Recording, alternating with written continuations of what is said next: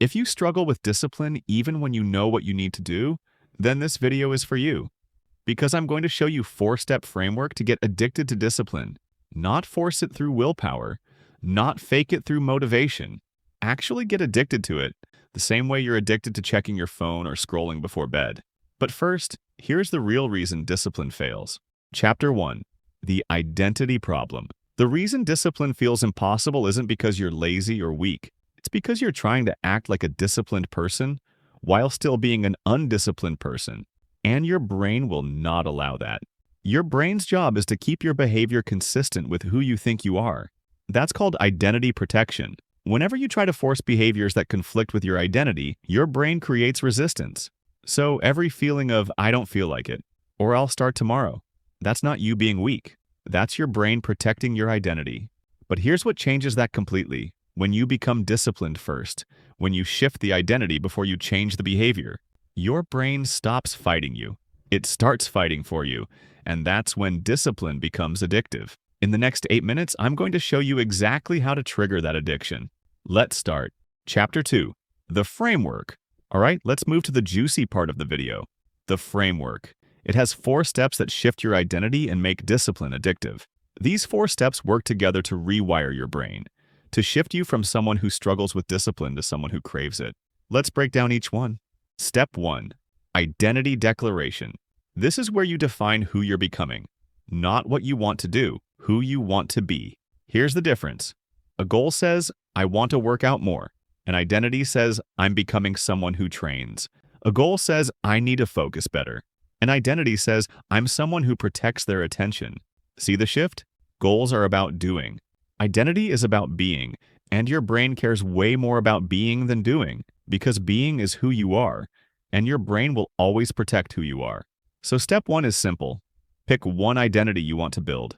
Write it down. For example, I'm becoming someone who does hard things. Make it specific. Make it present tense or near future tense.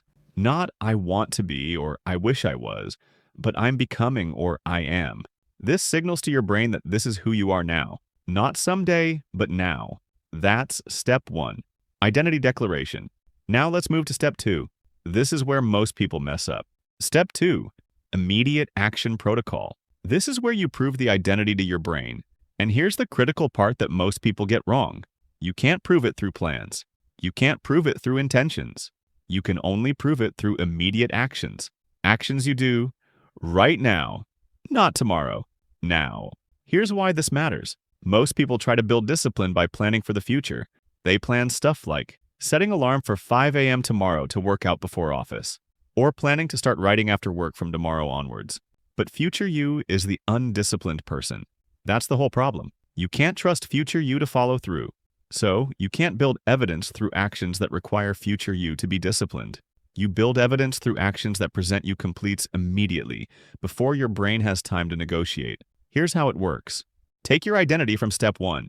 Now ask, what's the smallest action I can do right now that proves this identity? For example, if you had put your identity as I'm someone who trains, then the immediate action would be to do 2 push-ups right now.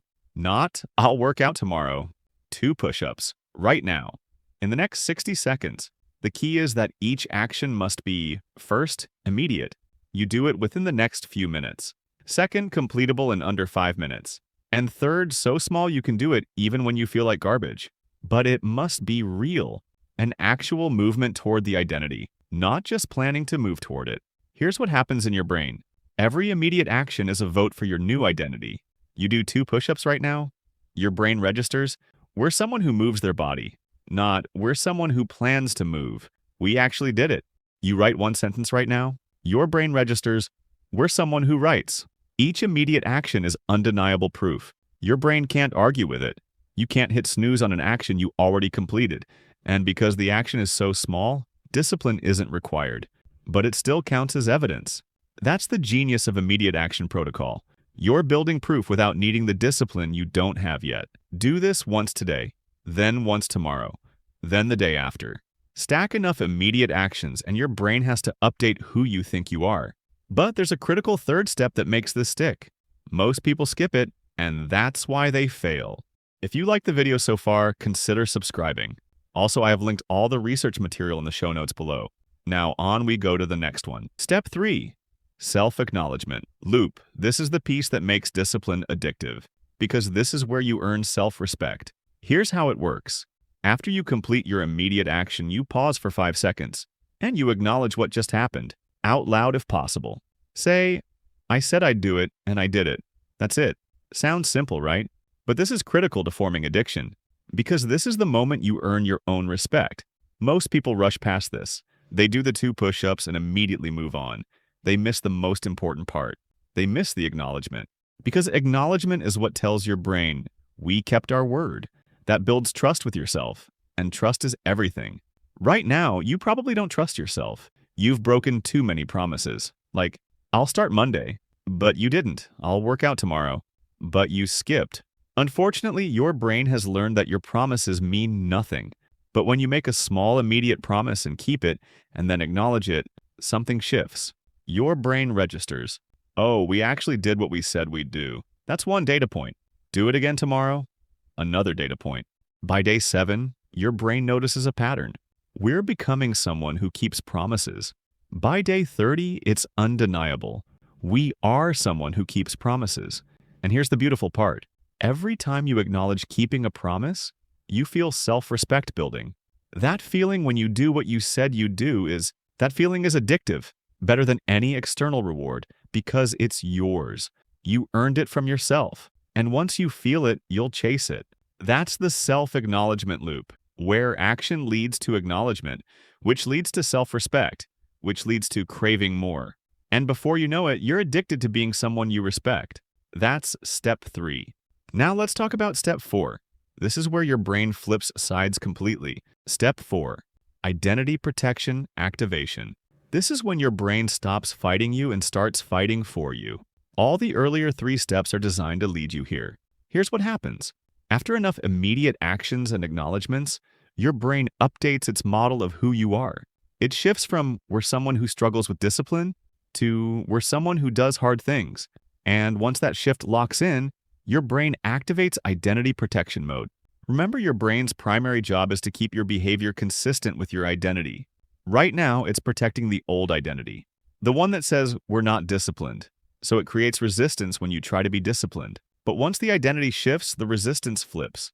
Now your brain protects the new identity, the one that says we're someone who keeps promises.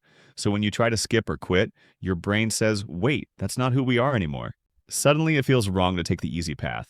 It will feel uncomfortable to break a promise to yourself. Not because you're more motivated, because your brain is defending your identity. Think about brushing your teeth. If you skip it, you feel weird, right? That's identity protection. You're a person with clean teeth, and skipping violated that identity. Your brain made you uncomfortable until you fixed it. That same mechanism protects your discipline once the identity shifts. Your brain defends the new identity automatically, and that's when discipline becomes truly addictive. Because you're not forcing anything anymore, you're craving the feeling of being the person who follows through. I know it works because I have successfully tried it myself. Although I love working out, I used to dislike cardio. I'd avoid it completely because I wasn't a cardio person. Then I started playing tennis, just for fun at first, but I wanted to get better. So I started identifying as a tennis player, and tennis players need to move. So suddenly I'm doing more cardio than I ever did in a gym. Running, sprinting, drills, not because I suddenly loved cardio, because I'm a tennis player, and tennis players do this. My identity shifted, and my brain stopped resisting cardio. It started defending it. We're tennis players. This is what we do. Now I crave the movement, not because cardio became fun, because being a tennis player became who I am, and my brain protects that identity at all costs. That's identity protection activation. And once it kicks in, discipline doesn't feel like discipline anymore. It feels like being yourself, and being yourself requires no willpower at all.